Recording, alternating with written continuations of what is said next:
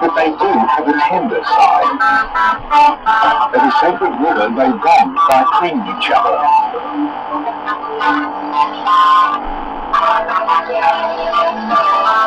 Clearly, men have an obsession with hair.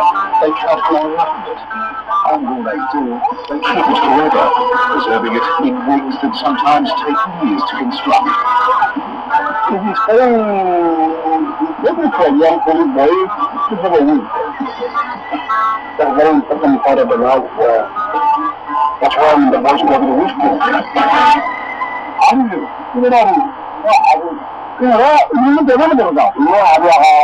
Harold Pike is going back to wig school.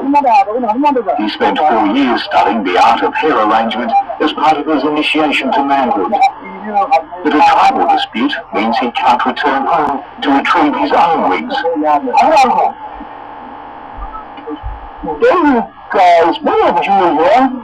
I guess about 18 months for about to have a wig, and just showing on the skin inside the wig that holds the hair is shape and size.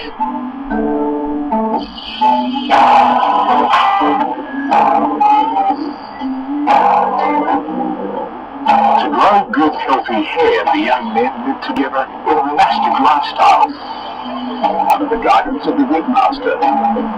Contact with women is banned. It's only after they leave here they can marry. They symbolically cleanse themselves of their mother's blood.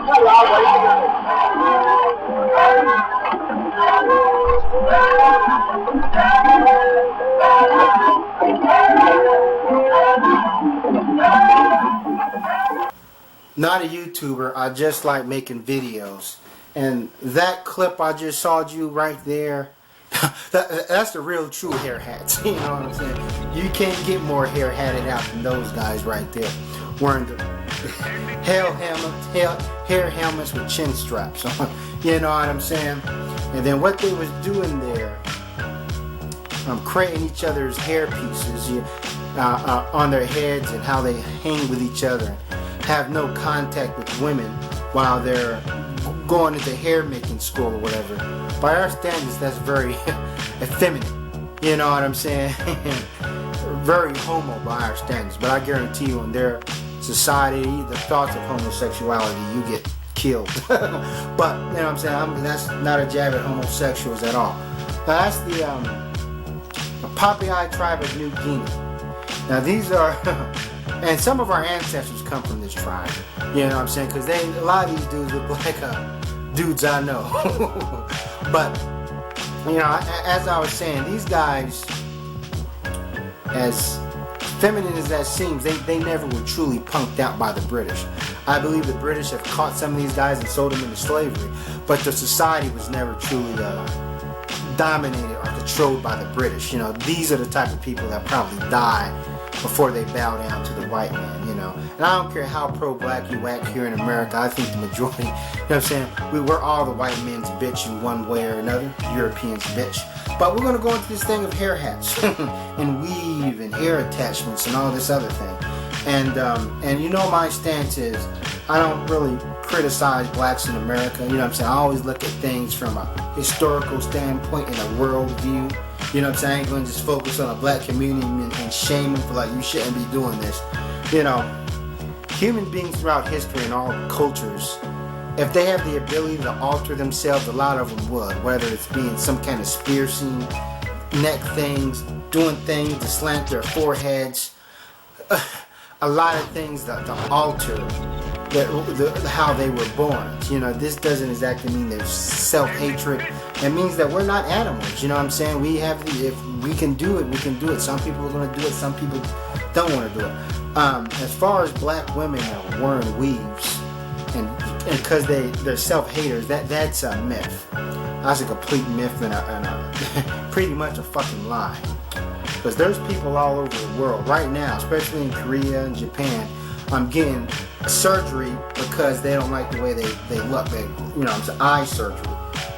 You know, no, they make their eyes wide and almond shaped, kind of like mine. They also blind their hair and put contacts in.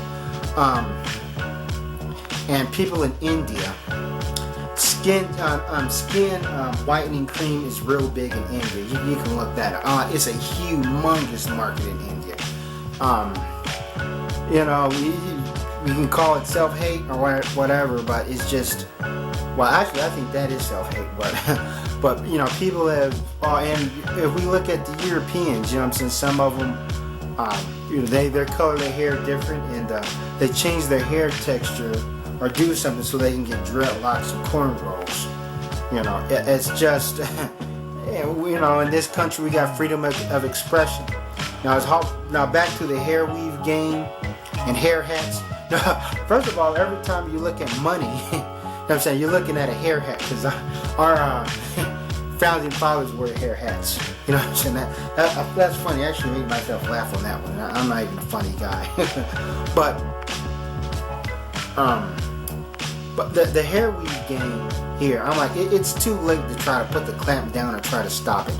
Way too late in the game. It's like if you're dating somebody who wears weave and then all of a sudden you're saying, oh, I don't like your weave, that wacky tacky, take it off. You know, because I know when people need something to talk about on YouTube to get views, I understand it. And I don't really like talking about the subject. It's probably the last time I talk about the subject. I'll let a female talk about the subject. Plenty of females here on YouTube with their tutorials, excellent ones that can give you a better shape of the situation. But I'm just throwing in my 2 cents. It's way too late in the game, and the hair weave, like, that's money. That's economic money. Not just buying weave from the hair from the Koreans and the foreigners, but also the people who put the weave in. You know, a lot of these salons owned by black people, owned by Africans. And even if the Koreans ain't selling these black women weave, you best believe the black man will, because there are already a small number of black men who actually get a hold of this product and who's selling it, that's getting it directly from the Indians. So it's too late in the game. You can't stop that. You know, you can't stop that hustle. But also, I was looking at one YouTuber. He goes by the name of Robert Green. Check his videos out. He had one where he was saying that the reason why black females wear weave is because of the black man. His analysis was that the black man became such a punk and a sissy. He's not a real man anymore, and females just going in off and wear weave. I kind of agree with that, but I feel that my analysis of it is that black females wear weave just to make themselves more feminine, because they have their hair texture like whites or Indian or Eskimos or Japanese, because all of them have that hair texture. And some tribal women who have the wavy, silky type hair, to make themselves more feminine and to appeal to men. Because the studs, the majority of the studs I see, they don't really wear hair weave. And they got their hair with dreadlocks, natural, or cut low, you know what I'm saying, with waves or a flat top like men. And also, I'm just throwing this out there. I go to this bar, and there was this cute little black chick who wear hair weaves, hair attachments or whatever. She recently started wearing her hair natural. And to be honest with you, she looked better with the hair weave in. That's just my honest opinion. You know, it's good she's wearing her hair natural. She just looked it better with her hair weave in. But that's my 2 cents on it. Thanks for watching. I'm out.